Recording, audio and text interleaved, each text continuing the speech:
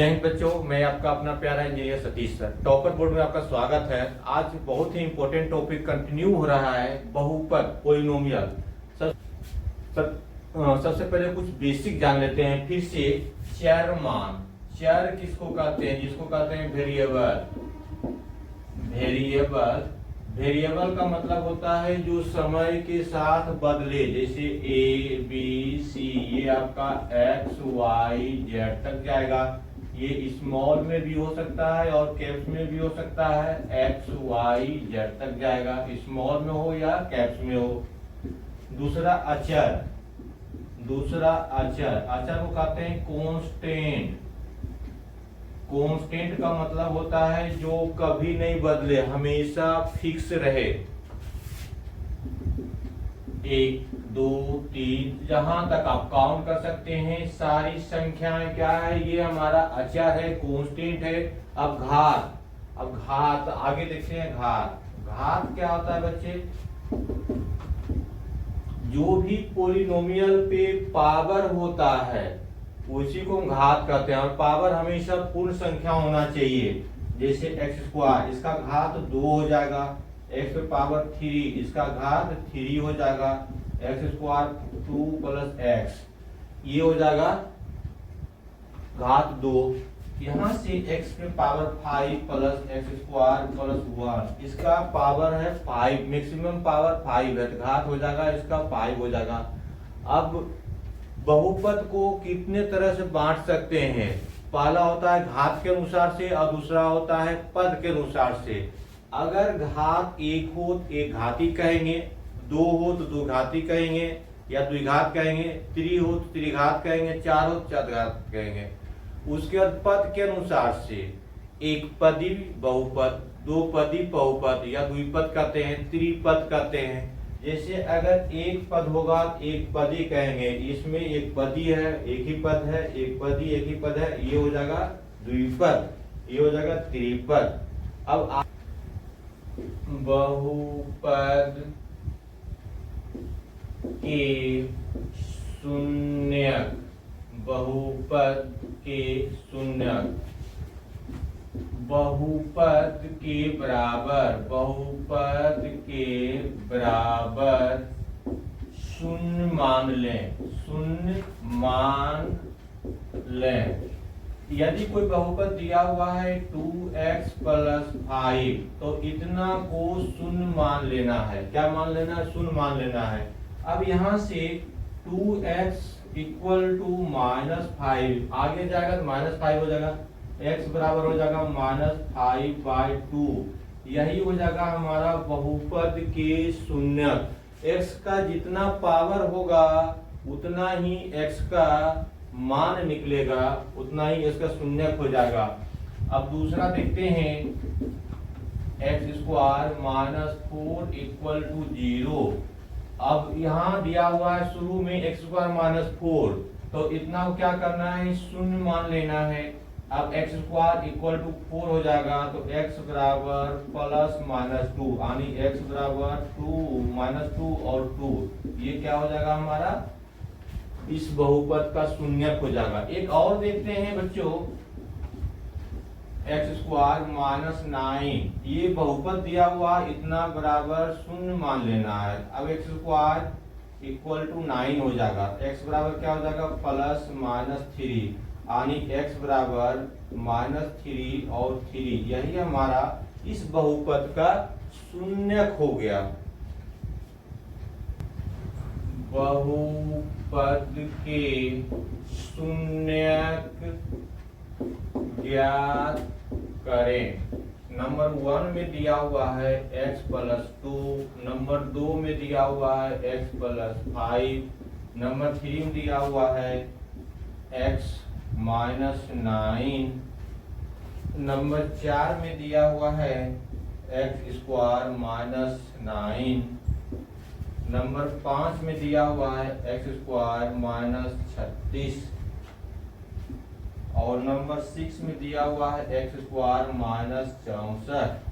ये शून्यक इसका ज्ञात करना है, तो सबसे पहले बच्चों क्या करना है? दिए गए बहुपद के बराबर शून्य मान लें, यहाँ से क्या हो जाएगा x प्लस 2 बराबर शून्य, तो x बराबर -2 यही हो जाएगा इस बहुपद का शून्य। अब आगे आते हैं, x प्लस 5 बराबर 0 मान लेते हैं, तो x बराबर बच्चों क्या हो जाएगा -5 यही हो जाएगा इस बहुपद का शून्य। अब x माइनस 9, तो x माइनस 9 इक्वल टू 0 मान लेना है, x बराबर क्या हो जाएगा 9 यही हो जाएगा इस बहुपद का शून्य। अब यहाँ देखते हैं, यहाँ से x square minus 9 equal to 0 दिया हुआ बराबर, यहाँ से x square minus 9 equal to 0, तो एक्स स्क्वायर इक्वल टू 9 हो जाएगा, x बराबर प्लस -3 यही इसका शून्य हो जाएगा, यानी x बराबर -3 भी होगा और 3 भी होगा। बताया था कि x का जितना पावर होगा x का उतना शून्य निकलेगा। यहाँ से क्या हो जाएगा x square minus 36 equal to 0, यानी एक्स स्क्वायर इक्वल टू 36 हो जाएगा, तो x बराबर प्लस -6 हो जाएगा, x बराबर क्या हो जाएगा -6 और 6, तो x का जितना पावर होगा बच्चे x का उतना ही शून्य होगा, और यहाँ से एक्स स्क्वायर माइनस 64 बराबर 0, तो x square equal to 64, x बराबर क्या हो जाएगा +8, अब x बराबर -8 और 8 हो जाएगा, ये इसका शून्य हो जाएगा। अब बच्चों आप लोग अपना आंसर मिलाइए, किनका जो है 6/6 आया है, यानी 6/6 कितना आया है, जिनका वही 6/6 आया है वेल डन। अब देखना है ग्राफ विधि से बहुपद का शून्य, बहुपद का शून्य, तो बहुपद x अक्ष को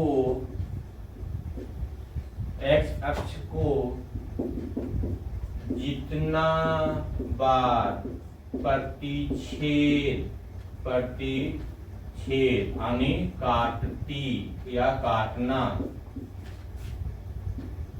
प्रतिच्छेद मतलब काटना या काटता है, उतना ही बहुपद का शून्य होता है, उतना ही बहुपद का शून्य होता है। अब देखना है बच्चों आराम से, ये ग्राफ दिया हुआ है x डैश y और y डैश, नंबर 2 में अब दिया हुआ है x dash x y dash y, अब नंबर 3 में x डैश y डैश। इसमें शून्य की संख्या क्या होगी, इसमें क्या होगी, इसमें क्या होगी। अब इसमें देखना है x अक्ष को एक बार प्रतिच्छेद करती है, तो शून्य की संख्या क्या आ जाएगा, शून्य की संख्या बराबर 1, और इसमें 2 बार प्रतिच्छेद, एक बार यहाँ एक बार यहाँ, यहाँ भी लिखना है शून्य की संख्या बराबर कितना हो जाएगा 2, इसमें कितना हो जाएगा शून्य की संख्या, शून्य की संख्या बराबर 3, 1 2 3। अब 3-4 को क्वेश्चन में देता हूं, आपको देख करके बताना है इसमें शून्य की संख्या क्या है।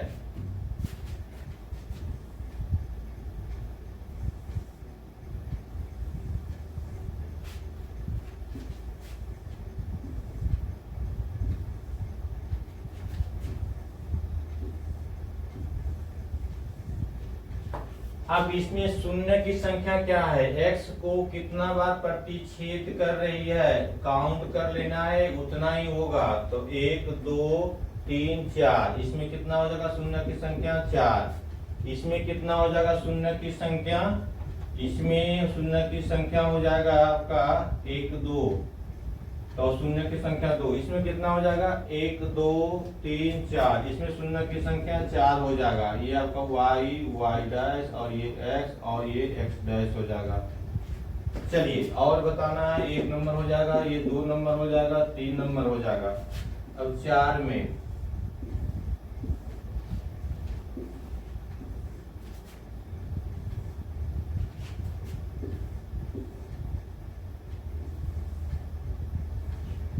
अब इसमें बताना है शून्य की संख्या कितनी है। ये एक्स एक्सिस है तो एक बार कट रहा है, 1 हो जाएगा। इसमें भी एक बार कट रहा है, 1 हो जाएगा। इसमें एक बार, 2 बार, 3 बार, तो ये शून्य की संख्या 3 हो जाएगा। ध्यान रखना है ग्राफीय विधि से शून्य निकालने के लिए एक्स एक्सिस को यानी एक्स एक्स को जितना बार काटती है, प्रतिच्छेद करना मतलब काटती है, तो उतना ही शून्य की संख्या हो जाएगा।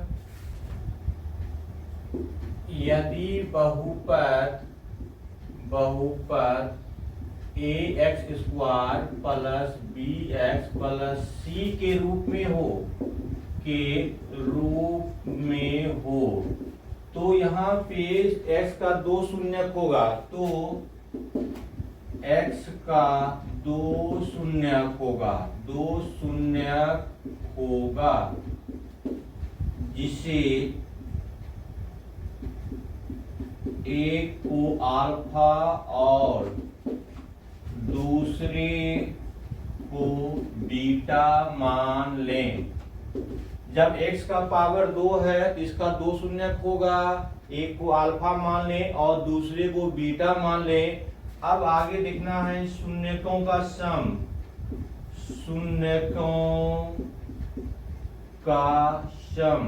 सम मतलब क्या होता है, योग, यानी अल्फा प्लस बीटा। ये हो जाएगा माइनस बी बाय ए बराबर हो जाएगा माइनस एस का गुणक और एक्स स्क्वायर का गुणक। गुणक बोले या गुणांक बोले सेम चीज है। दूसरा हो जाएगा शून्यकों का गुणनफल बराबर अल्फा इंटू बीटा बराबर ये होता है सी बाय ए। सी बाय ए मतलब क्या होता है, अचर पद बटा एक्स स्क्वायर का गुणक। अब इसी में एक क्वेश्चन देखते हैं, x square plus 2x plus 5, इसके गुणक का सम निकालना है, यानी मूलों का दिया हुआ है आपका, शून्यकों का योग निकालना है और शून्य का गुणक निकालना है। 1 नंबर में शून्यांक का योग, नंबर 2 में शून्यक का गुणन। अब इसमें क्या हो जाएगा, अल्फा प्लस बीटा बराबर माइनस बी बाय ए। अब माइनस बी बाय ए तो बी किसको कहते हैं, एक्स के गुणक को, तो माइनस 2a मतलब एक्स का गुणक को 1, ये हो जाएगा यानी माइनस 2। ये अल्फा इंटू बीटा बराबर क्या हो जाएगा, सी बाय ए। सी मतलब अचर पद 5 और यहाँ से 1 यानी 5 हो जाएगा इसका। कुछ और क्वेश्चन देखते हैं। दिए गए बहुपद के शून्यक का योग और गुणन ज्ञात करें। गुणनफल ज्ञात करें। नंबर 1 में दिया हुआ है x square plus 3x plus 7। Number 2 में दिया हुआ है x square minus 5x plus 9। Number 3 में दिया हुआ है 5x square plus 2x minus 9। अब देखना है बहुपद के शून्यक का योग यानी अल्फा प्लस बीटा बराबर क्या होता है, माइनस बी बाय ए। बी एक्स के गुणक को कहते हैं तो माइनस 3 हो जाएगा, ए मतलब एक्स का गुणक 1, कुछ नहीं जिसका मतलब 1, तो माइनस 3 हो जाएगा। दूसरा देखते हैं इसका गुणनफल ये होता है आपका c बाय ए। c मतलब अचर पद, तो यहाँ हो जाएगा 7 बच्चों, और a कुछ नहीं है, इसका मतलब 1 है, बराबर 7 हो जाएगा। यानी योग आ जाएगा -3 और गुना का आ जाएगा 7। इसमें देखते हैं अल्फा प्लस बीटा यानी शून्यक का योग -b/a खुद -5 है, बाय ए मतलब 1 यानी क्या हो जाएगा, माइनस माइनस प्लस, तो 5 हो जाएगा। और गुणन alpha into beta c/a, c मतलब 9 हो जाएगा, a मतलब कुछ नहीं तो 1 हो जाएगा, यानी ये 9 हो जाएगा। अब इसका देखते हैं अल्फा प्लस बीटा -b/a, क्या हो जाएगा, -b/a। यहाँ से -2/5 हो जाएगा। उसके बाद अल्फा इंटू बीटा कितना हो जाएगा आपका, c/a यानी -9/5 हो जाएगा। ये हो गया हमारा शून्यक का योग और शून्यक का गुणन। यदि शून्यक पता हो तब बहुपद ज्ञात करें। नोट यदि शून्यक मालूम हो तो बहुपद ज्ञात करें। इसके लिए होता है x² minus alpha plus beta into x plus alpha into beta. इसको दूसरे शब्द में लिख सकते हैं x² माइनस शून्यक का योग इंटू एक्स प्लस शून्यक का गुणन हल। तो ये भी लिख सकते हैं x² minus alpha plus beta को शून्यक का योग करते हैं, अल्फा इंटू बीटा को शून्यक का गुणनफल करते हैं, इससे भी निकाल सकते हैं। अब आगे अगले क्लास में एक नए वीडियो के साथ मिलेंगे, तब तक इसको देखते रहिए, रिवीजन करते रहिए, लाइक और शेयर जम करके करिए।